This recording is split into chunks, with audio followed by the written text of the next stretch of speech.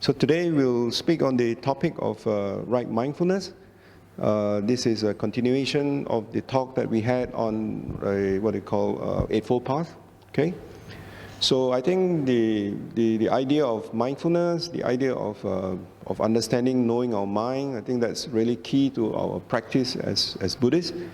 So it is said that just as every morning when we wake up, we check the weather, see whether it's going to rain, it's going to be cloudy, it's going to be sunshine. So we can also check our mind.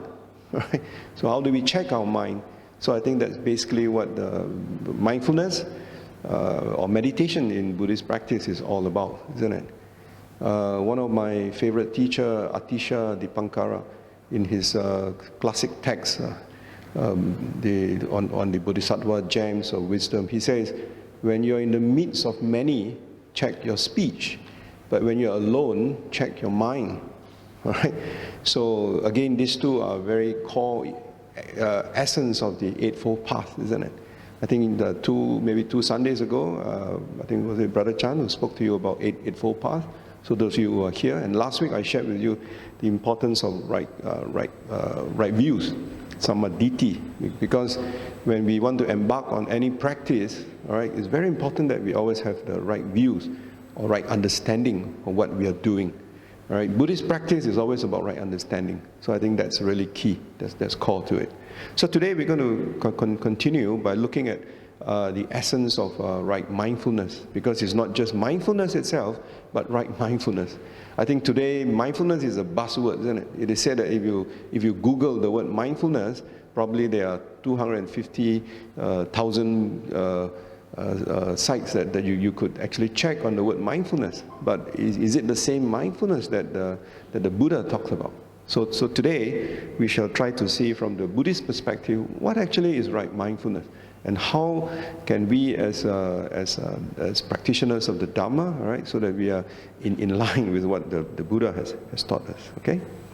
So as you know, our practice, when we practice Buddhism, is not just mindfulness, because there are so other aspects. Like last week we talked about the importance of having right understanding. So it's not just being able to sit for hours, for example, on your cushion. That's good, but if there's no right understanding, that's not good enough.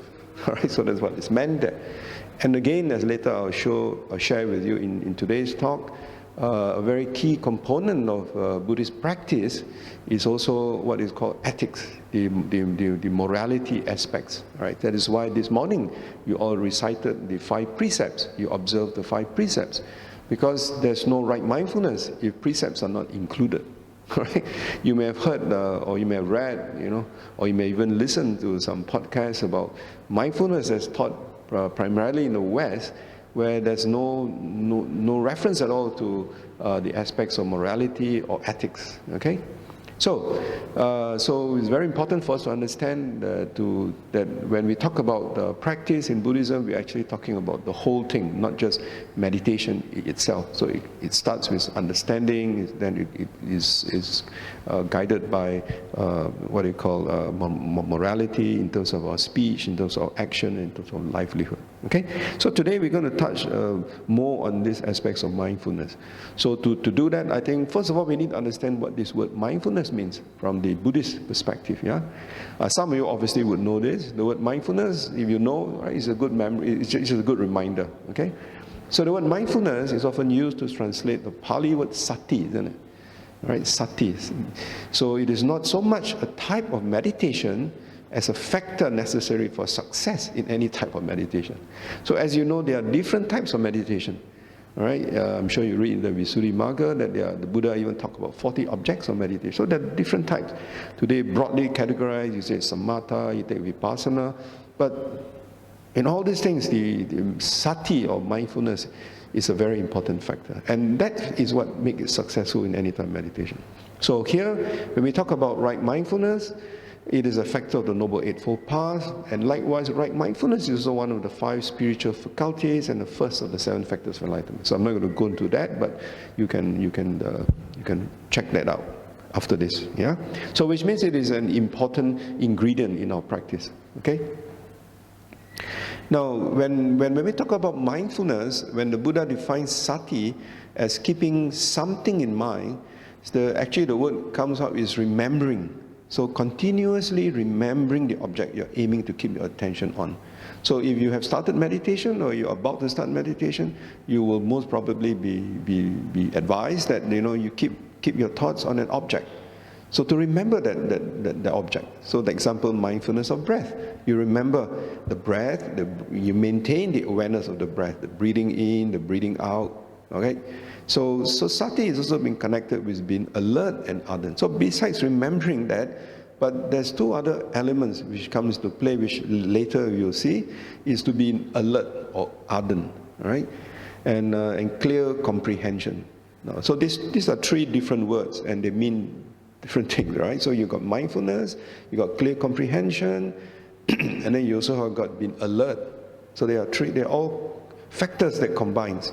Okay? Those of you who are familiar with the Satipatthana Sutta, then being alert and being ardent, for example, the word that's used in the sutta will be atapi, isn't it? Atapi, right? And then being mindful, that's just sati. But sati alone by itself is not enough. Okay, later you see why it's not enough. So we said to be mindful, but to be mindful alone is not good enough. It is good, it is important, but it's not good enough, because mindfulness or sati must be accompanied by clear comprehension. All right, different teachers have used different translations. I think Ajahn Sumedho may have used intuitive understanding. Some use clear knowing. So the Pali word is sampajana. Sampajana. So sati is mindfulness. Sampajana. Now you look at this word sati, if you remember the Eightfold Path, if you remember the diagram there, he says sati actually falls under the meditation part. It doesn't fall under the wisdom sector, right? So sati must be accompanied by wisdom. So sampajana, which is clear comprehension, from the word jhana, sampajana. So that's knowledge. So the sampajana part actually is derived from the wisdom sector. So you can see that they're all actually interconnected. Okay? So we'll look into that in a short while. So the last paragraph here is to say that it's been connected with being ardent or alert, which means that the effort is needed for us to practice sati, for us to have mindfulness. So you need to put in some element of effort. So that's where the ardent part comes in. That is where in the Eightfold Path we talk about right efforts, isn't it? So you notice that efforts, mindfulness and concentration, it forms one category. So you understand why that is so. Okay?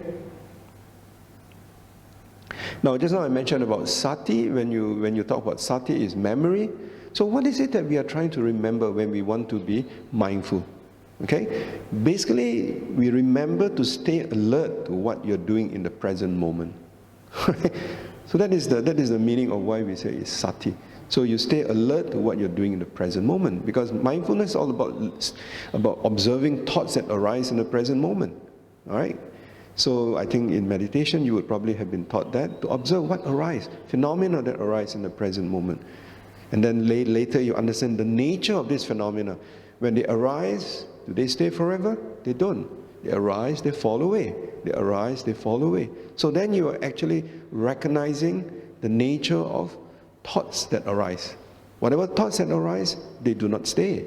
Whether it's pleasant thoughts, unpleasant thoughts, neutral thoughts, right? They arise, they fall away. So that is, you remember. So you're always alert when thoughts like that arise.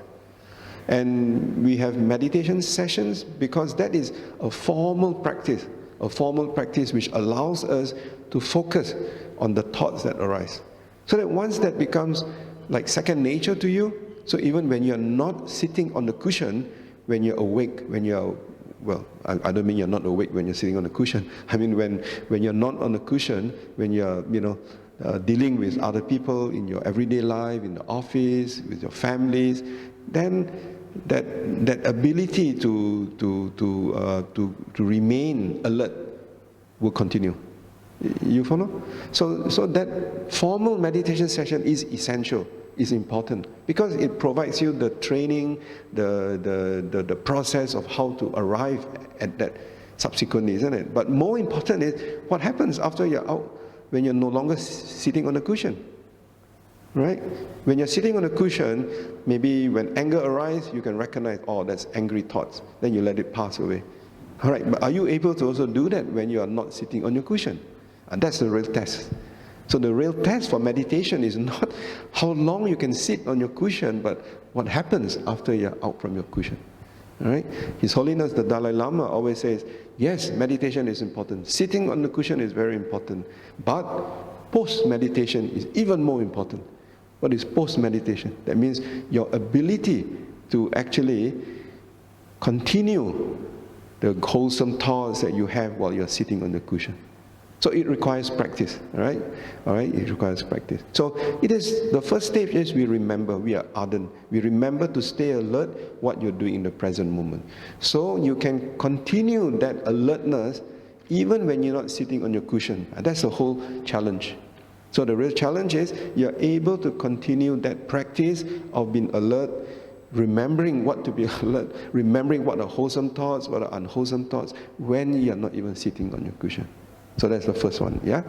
So that's the same thing. The second one, when you remember to recognize skillful and unskillful thoughts that arise in the mind.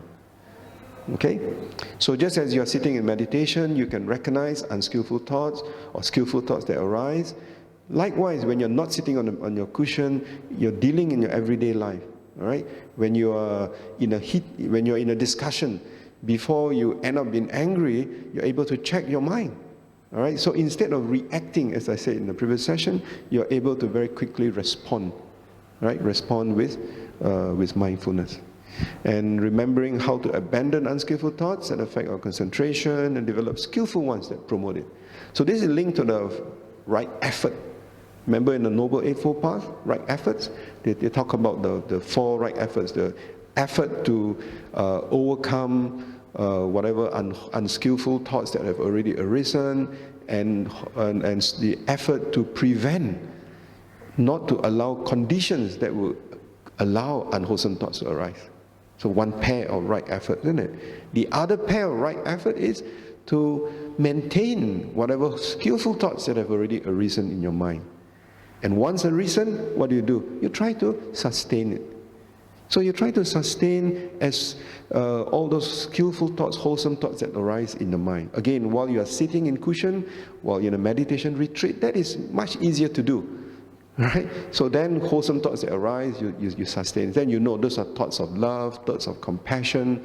You can even maybe change your practice into loving kindness meditation. So those are wholesome thoughts. Again, the challenge is, after you're not sitting on a cushion, how do you translate those thoughts into your everyday life? Okay?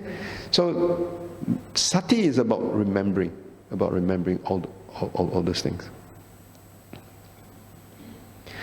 Now, when we understand sati, is also to understand as part of an integrated path. I think I already alluded to it earlier on, that is part of the Eightfold Path. So ultimately, sati is a way of training the mind that is integral to all aspects of Buddhist practice, so that we live ethically by following the 5 precepts as lay Buddhists. Right? We are all lay Buddhists, right? So we follow the 5 precepts. And the 5 precepts forms the foundation for our practice. So if people say, well, you know, what is important in practice is just meditation, that's not true completely, because precepts are just as essential. Right? Precepts will support your mental cultivation and development. So it means remembering that you're not going to kill, you're not going to steal, etc., etc., etc. Right? So that's sati. So why do you observe the 5 precepts? Why do you practice it? To remind yourself, when you remember that I should not cause harm to another living being, I should not take things that do not belong to us. That itself is mindfulness. Mindfulness in practice. You're actually practicing the Dharma. Right? So following that behavior requires remembering how you want to live and being aware of the choices you make. Because all of us have an option. We have a choice. Whether we want to cause harm to another living being or we do not want to cause harm to another living being. We have a choice. So that choice is up to us. And we make that choice based on our right views, right understanding that there is so much suffering in this world. Because there's so much suffering in this world, we do not want to be a cause for another being suffering. You see? So everything is done with understanding. You do not observe the precepts because you're a member of BAPS. BAPS says that you must observe precepts, so you observe precepts. But you do not know why you cannot observe precepts. Or because you read that the Buddha says we should observe precepts. But why? All right, so the question of why is very important from the Buddhist perspective. That why is because when we have right views, right understanding, we know, just as we all, as the Dhammapada says, we all tremble at the thought of death. We all tremble when we fear that someone will harm us. So that being the case, do we want to harm another living being? Do we want to harm another person? Obviously not. So it's based on right understanding, based on right views. Because of that, we observe the first precept. You see? So observing the precepts requires some, if you remember for those of you who were here, remember I was saying about the 3 levels of wisdom. The first level is you listen. And then you read maybe that 5 precepts are an integral part of Buddhist practice. So that's just listening. Then you reflect. Then you think about it. You think, yeah, just as I don't want to be harmed, I don't want to be killed, right? So I'm not going to harm another living being, I'm not going to harm another person. So that's Cinta Maya Panya. So that's the second level of wisdom. But at that level, again, is good but not good enough. You have to put it into practice. So when you practice, you really observe the 5 precepts. When you really observe it, after a period of time, that understanding becomes intuitive. That understanding becomes experiential. You understand? It becomes experiential. But if you don't practice, you don't put into practice the 5 precepts, you only observe it every Sunday when you come to BAPS, you only recite, you can even recite in a very melodious way, you can even tell people, I recite the Thai way or I recite the Sri Lankan way, but you don't practice it. So there's no experiential understanding. You see? So it's very important for us to always have the experiential understanding of that. Okay, so this is regarding to the choices that we make and the consequences are likely to be. Now, the understanding consequences also brings us to another aspect which is very important to right view, right understanding, is the law of karma, the law of causality. Because if you understand the law of causality, then you understand that every action have consequences. Every cause have got results. All right. So when you understand that, then your choices is based on your understanding of how karma works. All right. Because if you remember again, those of you who were here in the last Sunday, I mentioned I shared with you the Sammaditthi Sutta, where Sariputta explains that basically wholesome actions or kusala actions or skillful actions, they result in skillful results. Unskillful actions result in unskillful results. All right. Now, did the Buddha create that situation? He did not create it. He discovered it. He found out that that is the natural law. So that is a natural law. You can't change the natural law. Even the Buddhas cannot change the natural law. It's a natural law. The law of gravity. Can you change the law of gravity? Did anybody invent the law of gravity? No, it's a natural law. So you got to live in alignment with that law. If not, you get hurt. You try to jump up to the 10th floor, you jump down, you hurt yourself, you break your leg. Can you blame the law of gravity for that? No way, isn't it? Because you know through your stupidity, through your wrong understanding of things. So likewise, the law of karma or the law of causality is something that the Buddha discovered. It's called the law of cause and consequences. So that forms a very important part of Buddhist practice. Okay, that is why understanding, like in the Sammaditthi Sutta, the Buddha explains that it is, or Sariputta in that discourse explains, it's very important for us to understand every action have got consequences. So when we understand that, then we learn to be mindful of whatever skillful thoughts or unskillful thoughts that arise. It makes sense, isn't it? It makes sense, all right? So in Buddhism, everything is very rational, very logical. It makes sense if you were to contemplate on each of it. Okay, just something additional here from Bhikkhu Bodhi. Bhikkhu Bodhi, as many of you know, Bhikkhu Bodhi is one of our leading translators. Right? In fact, those of you who are interested to read the Pali Suttas, Bhikkhu Bodhi has literally translated, I think, almost all the the main text, right? From the Majjhima Nikaya to the Samyutta, and even Anguttara, and lately even the Sutta Nipata, right?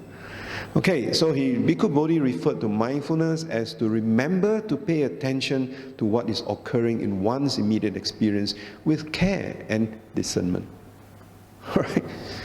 The inclusion of the words remembering, care, and discernment indicate the context that mindfulness was designed to be embedded within, that of meditation, ethics, and wisdom.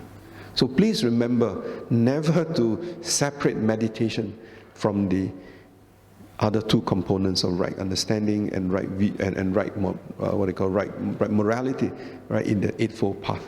Okay, anyone who practices only meditation but forgetting the other aspects of the Eightfold Path is not doing Buddhist practice. Always remember that Eightfold Path, you can't run away from that. Yeah. So Bhikkhu Bodhi mentions here very clearly about the ethical base. Okay. So that is why I think in all our meditation retreats, we always start with taking refuge in the Buddha, Dhamma, and Sangha, and then observing the 5 precepts, isn't it? Right? We always start with that. There's a very good book here, I think all of you should read. This is called Satipatthana, The Direct Path to Realization. It's actually, as I think again I mentioned previous week, is actually Bhikkhu Lio's PhD thesis. But you are going to read something that is much readable. But if you have problem reading that text, then what I would suggest, highly recommend, is to listen to a podcast. You know podcast? I think if you have a smartphone, you have a podcast. There's a podcast by Ajahn Amaro. Ajahn Amaro actually explains Bhikkhu Lio's Satipatthana, The Direct Path to Realization, chapter by chapter, in an easy to understand manner. All right. So if you don't like to read the book, then you prefer to listen, then listen to this podcast. Right? You just Google Ajahn Amaro Satipatthana, and then you'll be able to get. So I think there are many chapters in this book. So it explains in a very clear manner how one should practice mindfulness. Okay. So highly recommended. So I hope you would all make the effort to read this. Now, in this book, I just have some extracts from this book. All right, this is from the Satipatthana Sutta. All right. Now, there are 2 actually. One is called the Satipatthana Sutta, and the other is called the Maha Satipatthana Sutta. You know that, right? They're actually the same, just that they appears in 2 separate places. And I think in the Maha Satipatthana Sutta, I think they have included under the 4th, the Dhamma-inspired, the aspects of the 4 Noble Truths in much greater detail. So it's essentially the same. Okay. So I used the one from the Majjhima Nikaya, from the Book of Middle Length Sayings. So here the Buddha says monks. Now again, if you read this, I think many translators, including Bhikkhu Liow, Bhikkhu Bodhi, have said when the Buddha said monks, it actually basically means anyone who is practicing. So not necessarily referring to the mendicants or the monastic. So it actually refers to whoever is practicing. So we just use the word bhikkhu. So it also refers to the bhikkhuni. Refers to the bhikkhuni, refers to the upasaka, refers to upasika. Right? So it refers to the fourfold community. Right? So don't think, this is only for monks. It's actually for all of us. So anyway, the translation here is, this is a direct path for the purification of beings, for the surmounting of sorrow and lamentation, for the despairing of dukkha and discontent. Dukkha, as you know, is unsatisfactoriness, right? For acquiring the true method. So here, Satipatthana is a method, right, for the realization of Nibbana. Right, realization of Nibbana. So what is Nibbana? Of course, we will not go into detail. So Nibbana, as you know, is the 3rd Noble Truth, is the end of suffering. When there's no suffering, we said there's Nibbana. All right? Namely the 4 Satipatthanas. Now what are these 4 Satipatthanas? Here again he continues, he said, monks, in regard to the body, to the feeling, to the mind, and to the Dhammas. Okay, now Dhammas, there are again different translations. Sometimes they're translated as phenomena. I think Joseph Goldstein, I like his translations, he translates as categories of experience. Right? It could be your hindrances, it could be your aggregates, it could be your factors of awakening, the Four Noble Truths. So that's Dhamma. So Dhamma is one of those words which is very difficult to translate, and it has got different meaning. It can mean the teachings of the Buddha. It can mean anything that is true, that is real. All right. So that's Dhamma. Okay. So and so on. So among abides, he contemplates the body, diligent, clearly knowing, and mindful, free from desires and discontent in regard to the world. So you see these four words in purple? So what does he contemplate? What does he contemplate?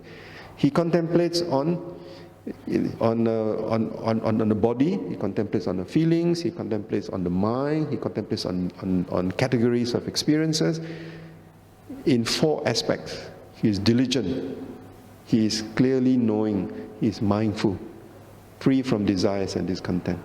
Okay, so when you put it there on all these four aspects in terms of the body, so how does he observe them?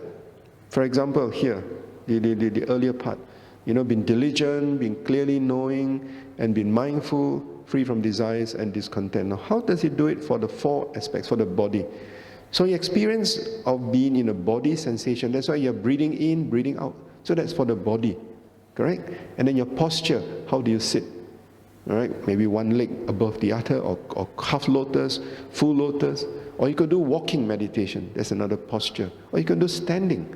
All right, you can also do lying down, even though that's not always highly recommended. Right? But you may end up falling asleep. All right, so the more common method would be either sitting or walking. Okay, so that's on the body. So when you do your breathing in, breathing out, so you remember that you're actually contemplating on the body. All right, on the body. But likewise, there's also feelings.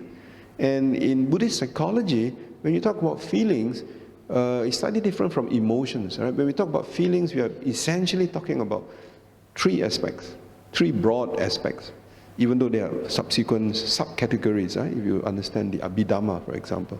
The three categories are that feeling of yours is either pleasant, unpleasant, or neutral.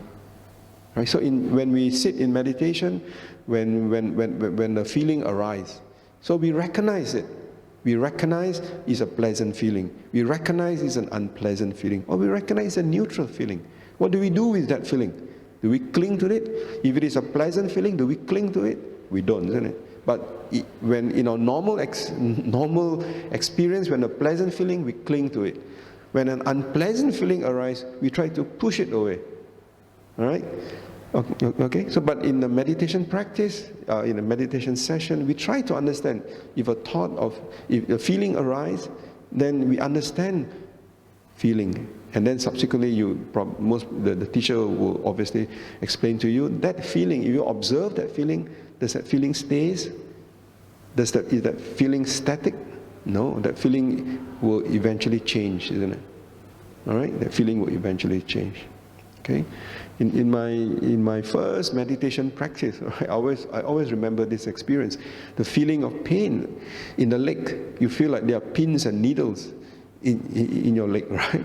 All right. In your first, I'm sure for those who will try our first meditation practice, you find pins and needles in our legs.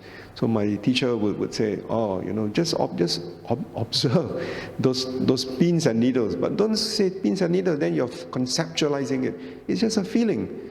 And then true enough, you sit long enough, after a while you find that feeling is gone.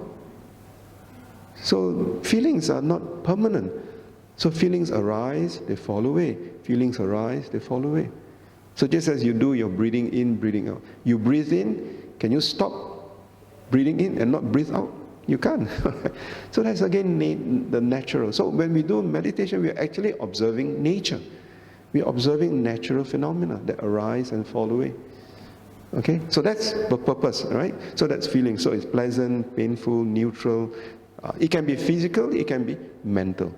So that pins and needles in your leg is a physical feeling, right? You can have a mental feeling while you are while you're sitting in meditation, is a feeling. You feel that you remember something unpleasant that happened, and you continue to feel it.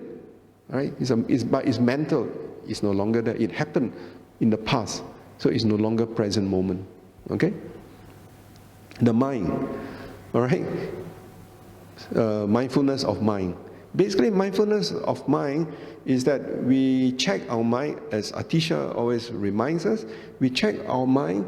Is our mind now?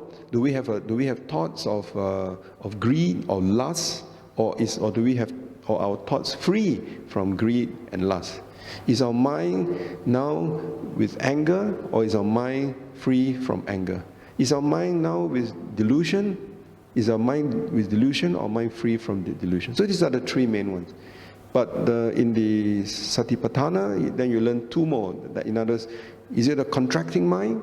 Contracting mind means that is there sloth and torpor, or is it the distracted mind? In other words, restlessness. Because as we practice our meditation, then you find that these thoughts will be there. Thoughts of maybe greed, thoughts of anger. You remember something that happened while you're sitting meditation. Suddenly you remember something that happened and you got very angry. All right? Or you get very tired, sloth and torpor. So it's a contracting mind. All right? Or you get very restless. You say, I'm supposed to sit for 45 minutes. So you keep on looking at your watch. It's only 5 minutes. Right? So you get very restless. Okay? So that's called a distractive mind. So then, when you understand all these things, then you recognize it. So once you recognize it, it is said that it subsides. The intensity subsides. Now, what I say may sound very theoretical, but if you practice meditation, then you realize that these things actually happens and you can actually overcome them. Okay? All right. So that's on the mind. So different negative and positive emotions. Right? Usually we talk about the three root defilements, and then two more, which is the contracting mind and the distracted mind. And finally, the dhammas. Again, as I said, different translations. Some says phenomena. Joseph Goldstein uses the translation as categories of experiences.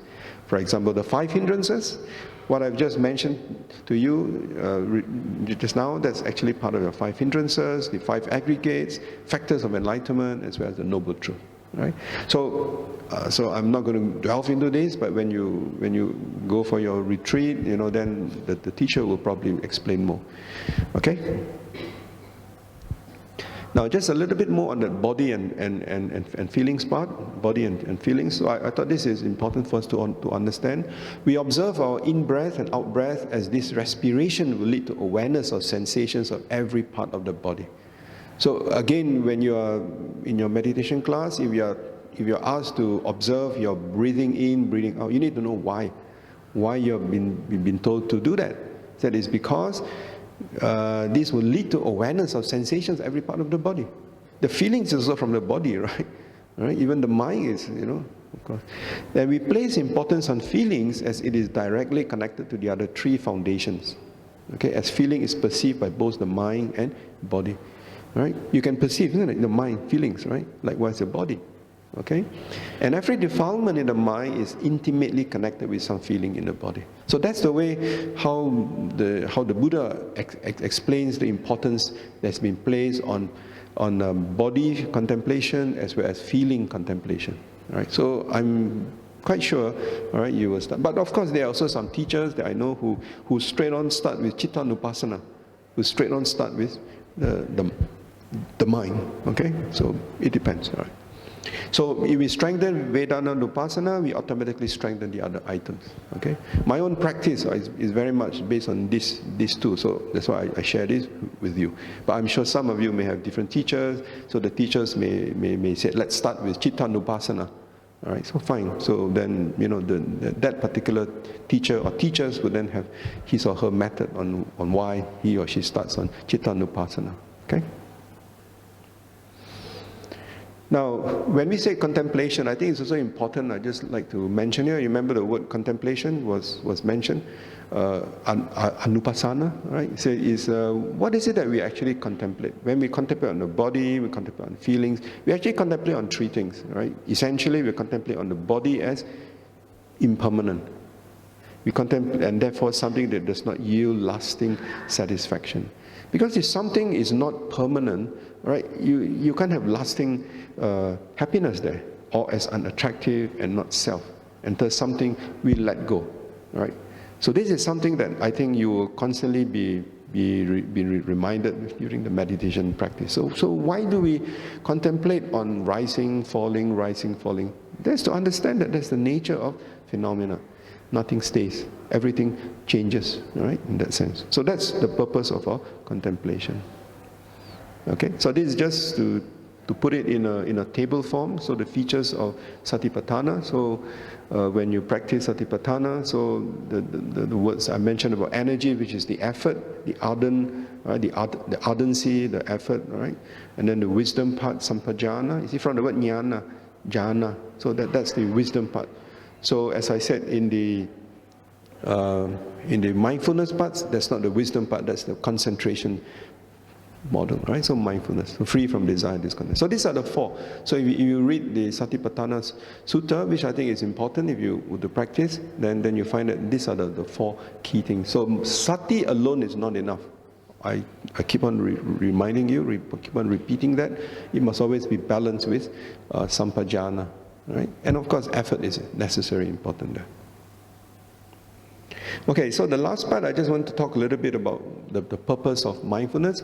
So, of course, there are different ways of interpreting it. I think one way is to see it as for us first to know our mind, to understand our mind. Secondly, to train the mind, and finally, to free the mind. Okay, so in Buddhist psychology, when we say the mind, we make a clear distinction that the mind is not the brain.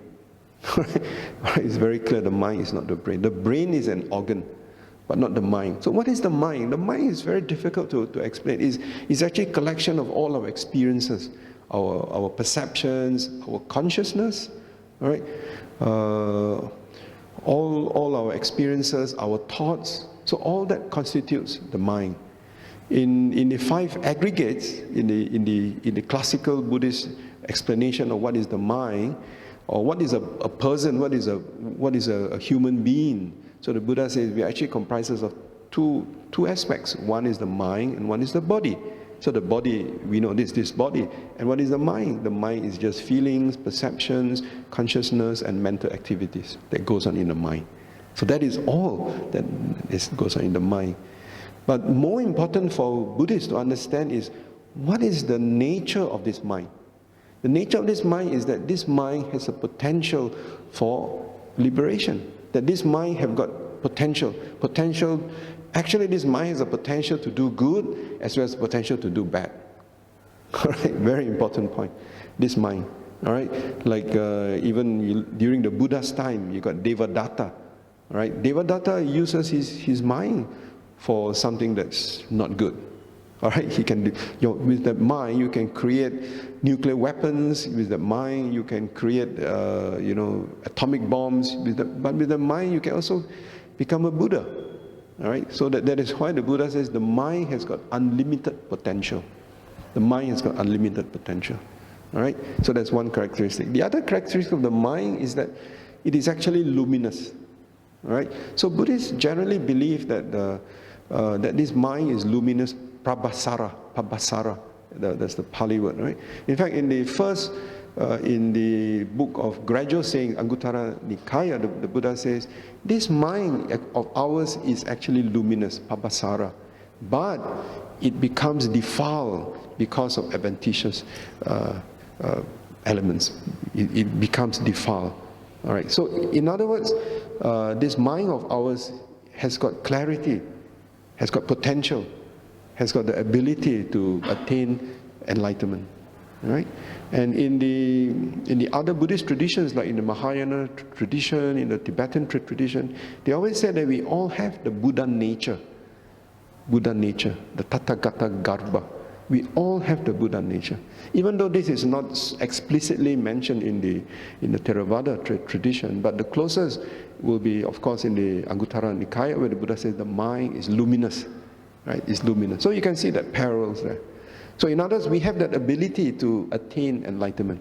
Right? And the Buddha also mentioned, if one is not able to attain enlightenment, I would not be explaining, the path for a person to attain enlightenment. Right? Because it is possible. So, therefore, it is important to know the mind. Okay? So the first step in mindfulness practice is to notice and take stock of who we are. What is going on in the body, in the mind, in our emotional life. Right? What underlying dispositions are operating. So that is why Chitta-nupasana, you practice it in your daily life, not only when you're sitting on a cushion, is when you are able to check your mind every day. When you wake up, when you go to work, you are able to check your mind. Do I have a mind that is filled with anger? Do I have a mind that is full of greed? Do I have a mind that is very deluded? Deluded mind means you're always running around, not knowing which direction to go. Okay, so there's an analogy that greed is like greed or lust is like fire, and then anger is like a grip, a very tight grip, you can't move. Whereas delusion, right, is like running around. And it said that even, I think in my last session, I mentioned to you in the Brahmajala Sutta, the Buddha says even a small fish can be caught in the net. The net. So even a small fish can be caught in the net. So if you are not careful, all right, we also will be caught in the net if we don't have right views. Okay. So what underlying dispositions are operating? So the key word here is what motivates you. All right. What's the nature of your reactions and feelings? What are you thinking about? When the focus is on knowing, we make no attempt to try to change anything. So the key here is motivation. If you want to use another word which is very commonly used in the Theravada tradition is intention, cetana, intention. I think in the Tibetan tradition, the Mahayana tradition, they like to use motivation.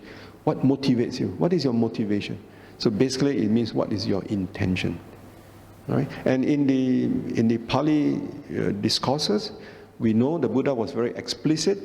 He mentioned in the Nibbedika Sutta that intention is karma. Intention is what causes karma. So karma is actually linked to intention, right? Cetana is the intention, all right? So very important, what motivates you. Always check our intention. Why are we doing certain things? Why are we saying certain things? And why are we thinking certain things? All right? All our actions manifest through our three doors. The mind door, the speech door, and the body door. So all these three doors are very important for us to check. And karma is created once there's intention through any of these three doors. It's very simple, it's very clear, but not so easy to control, to check. Okay? So we need to know the mind by knowing what is our intention, what is our motivation. So that's the first part. Once we know that, then we can train the mind. We can develop the mind. Okay? How do we train the mind? We train the mind to appreciate kindness and compassion and other wholesome qualities. So in other words, that is why some of you have also learned loving kindness meditation. So that maybe even if it's once a week, all right, we spend 15 minutes, we ensure that our mind is always filled with loving kindness. We try to create an affinity. So each time when you come to the temple, then automatically, you are conditioned. Right? Maybe you develop more loving kindness, compassion. But the moment you walk out of the temple, that conditioning is gone, isn't it? Right? Like we always say, so everything is conditioned, right? So in a way, we have been conditioned. But from the Buddhist perspective, what we are trying to cultivate is that habitual thoughts. Habitual thoughts. Right? So training the mind means you continuously ensure that the mind most of the time is filled with wholesome thoughts, and you do wholesome deeds, and you have wholesome speech. All right? How do we make that a possibility? All right? It's through practice again, isn't it? So if you tell yourself, I will observe the 5 precepts, all right, then at least you are taking care of your body and speech. But the mind, if you only practice the 5 precepts, it takes care of maybe your body and speech, but it may not take care of the mind. You see? So that's where meditation comes in. All right? Meditation would come in. So you can see that interconnection there. All right? Okay, so you train the mind to appreciate kindness and compassion and other wholesome qualities. So what we hope to cultivate eventually is to develop the tendencies. In Buddhism, there's a word, that's a technical word, some of you have heard, it's called anusayas. Anusaya. So this word anusaya means that we try to cultivate anusayas which are wholesome, always good. All right? And how do you do this? You train the mind to be at ease with how things are. So through proper meditation, when an angry thought, when you hear an angry thought, all right? So instead of reacting with another angry thought, you're able to respond. You try to analyze, why is that person angry with me? Of course, it works very fast. It doesn't take a few days. Right? It works very fast. Why is the person angry with me? Has he got a reason? If he has got a good reason, I will apologize for what I did. If he doesn't have a good reason, I will just ignore it. And later on, I will explain to him what he thought was not correct. So you see, your response becomes very guarded, rather than just you react. Okay? So that's the purpose of meditation. So that's what I mean by when you are trained on the cushion, but that training you're able to carry with you after you're not sitting on the cushion. That is the real purpose of meditation. Okay, some people said, oh, I feel very peaceful, very calm each time I go meditation. So they only every time want to go to sit in meditation. But then life is not just sitting on the cushion, isn't it? But what happens when you're not sitting on the cushion? Then some people get actually attached to that sitting meditation. Right? Always remember, the Buddha says his teachings is not to be cling on. You do not cling to his teachings. The teachings is a means to an end. The best example, he gave the parable of the rough. The piece of wood, right? You want to cross from one end to the other end in a river, you need a raft, because there's water, right? Unless you got psychic ability, you can walk on water, but we don't. So we need that raft. So you need that raft to cross from one end of the river to the other end. The moment you are reached the other end, do you still carry the raft with you? You let the raft be there, right? You don't hold on to that raft. So likewise, whatever meditation method that we do is like a raft for us, right? So very important to do that. So rather than trying to change the conditions of the world, we train to be relaxed with whatever is happening. Striving too hard, right? Sometimes when we try to do meditation, we strive too hard. Why? We said, okay, this meditation, at the end of it, I must achieve first jhana. So if you set yourself very unrealistic expectations, you're going to get yourself frustrated, and instead you generate more dosa, more anger and hatred in your mind, rather than peace and happiness. All right? So do not strive too hard. The classic example is the Buddha himself. When he tried too hard, he found that remember he spent 6 years as an ascetic.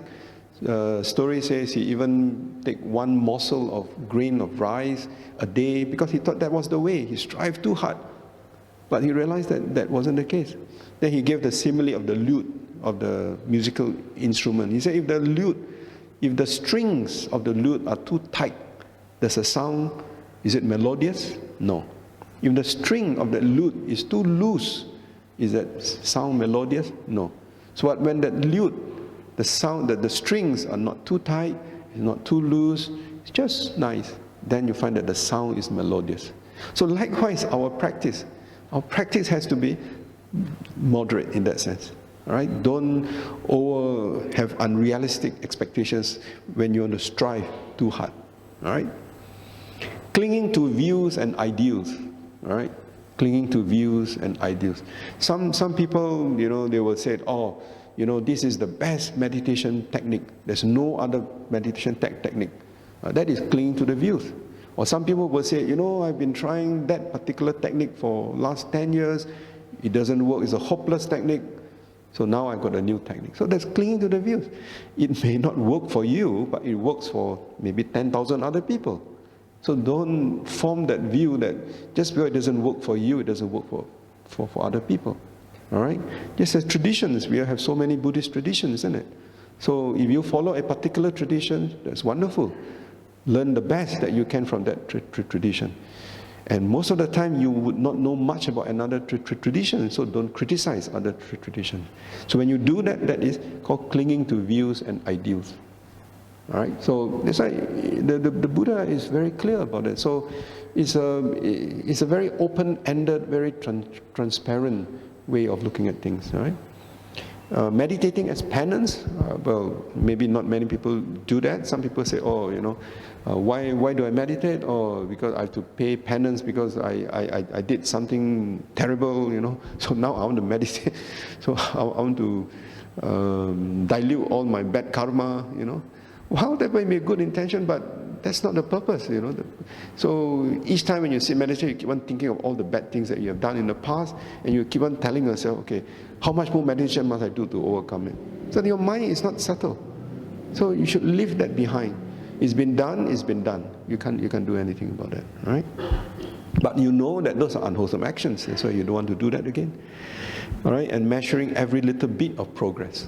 So I don't think it's recommended that you should have a notebook and say, today, I have how many nimittas, or tomorrow I have first jhanas, following day, no jhanas, start jotting down. Maybe that's not a very good way to do it, right? Just settle down, and be calm, be peaceful, all right? I think that's the most important thing. Yeah. So all this will interfere with our meditation. Okay. I think those of you who have practiced, I think you will understand that what I've just mentioned. Yeah. And the last one is to free the mind. Right? When we know the mind, it will reveal how and where clinging is present. Okay? All clinging limits the mind's freedom and peace. Right? That is why the famous Buddhist saying, you just let go. Right? And of course, when we say let go, we don't mean you let go of everything. You let go of the unwholesomeness. Right? You don't let go of loving kindness. You don't let go of compassion. You don't let go of wisdom. But you know that operating in this world, even when you have loving kindness for others, sentient beings, as far as you are concerned, your loving kindness may be unlimited. But other sentient beings may not appreciate it, isn't it? They may not appreciate your loving kindness. You have compassion for them, they may not appreciate it. But that should not affect you if you have developed equanimity. That is why the 4 Brahma Viharas, they come as one group. Right? That's why you don't only practice compassion, you don't only practice loving kindness, you've got to practice all 4 together. In the Theravada tradition, we always start with loving kindness, then we practice compassion, sympathetic joy, we end with equanimity, right? But in the Tibetan tradition, they always start with equanimity. Right? So it's just a different focus. Right? So I don't think we should say which is right, which is wrong. So we need to understand. But if you start saying the right way is to start with loving kindness, it's wrong to start with equanimity, then you are clinging to views and ideals. you get what I mean? Even though all 4 are actually very important. Because techniques are different. Techniques may change. Right? The ideals do not change. Okay? So knowing, training, and freeing the mind develop together. So all these things, they come together. The more we know ourselves, the easier we train ourselves, isn't it? The more we understand our mind. The more our minds are trained, the easier it is to know and have the wisdom to let go. Right? And the more we let go, the freer we are and happier we become. Okay? So it is a process. It takes time. If you're at the beginner stage, there's so much you can let go. Right? Because at the beginner stage, you try to, like some people say, like some people, they're just studying, but after listening to 1 talk, 2 talks, they get so excited, they said, oh, I want to be a monk. But they don't even know what it entails to be a monk. So it's not a very well thought of thing, right? So he tried to let go too much, but he couldn't, right? So, but it's a gradual process, right? So gradual process. So the last two, I just want to share with you these two terms, vipassana and satipatthana. I think, again, there's been some confusion. What is the difference between vipassana and satipatthana? So Bhikkhu Liow was asked this question. He gave an interview about a couple of years back, and this is what he said. The term vipassana means insight. You see the word vipassana, sanya, the last word sanya, like the word sampajana, anna, so it means wisdom, right? Insight. I think the important point to keep in mind is that this is not a technique. So vipassana is not a technique. It is the result. It is actually a quality. It's a quality of mind. All right? This is quite different from the understanding that many nowadays have. Right? Many today say, oh, let's do vipassana. Let's practice vipassana. All right? So in a very loose sense, yes, you practice, but I think you can read the full interview. I'm just giving you an extract here.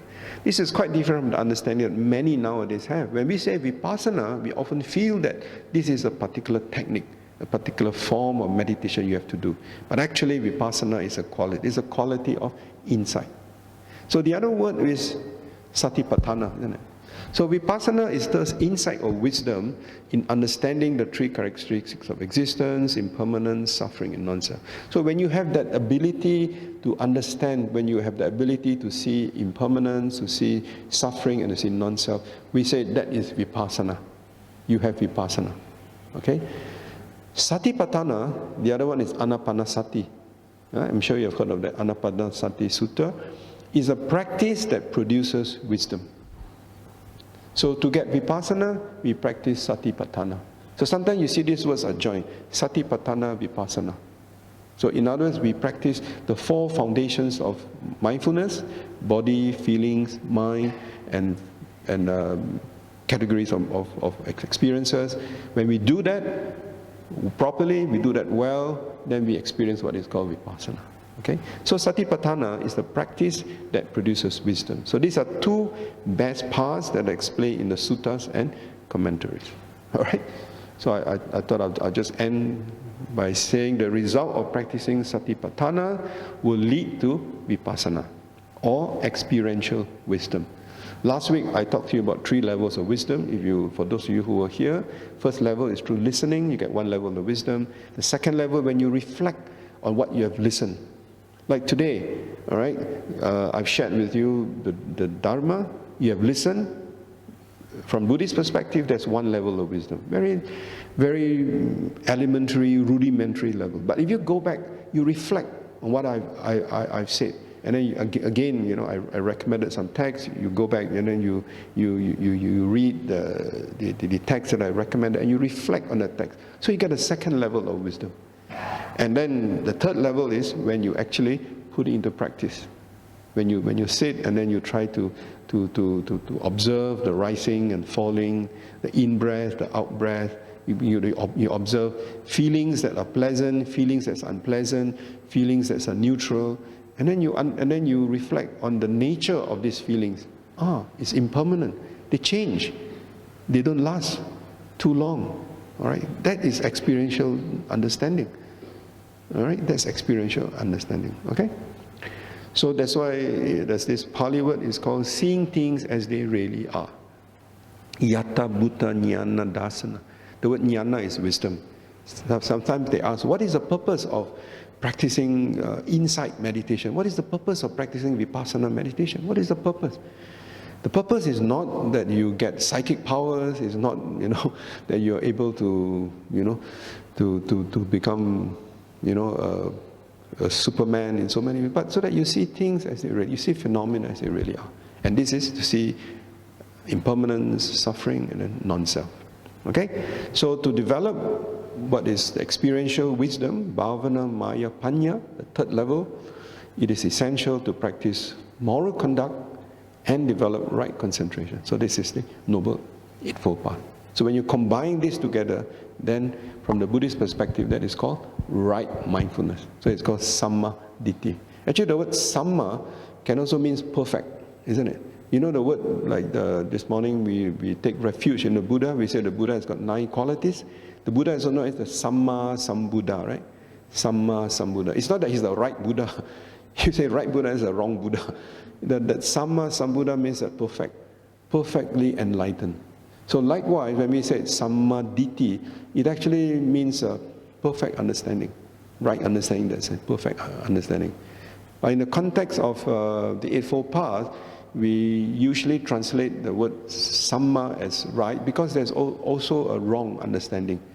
Micha, isn't it? Micha Diti. So that's also a wrong. But you don't have a wrong Buddha. you have a perfect Buddha. So Samma Sambuddha. All right. So when you hear the word Samma Sambuddha, means that he's the perfect Buddha. All right, in that sense.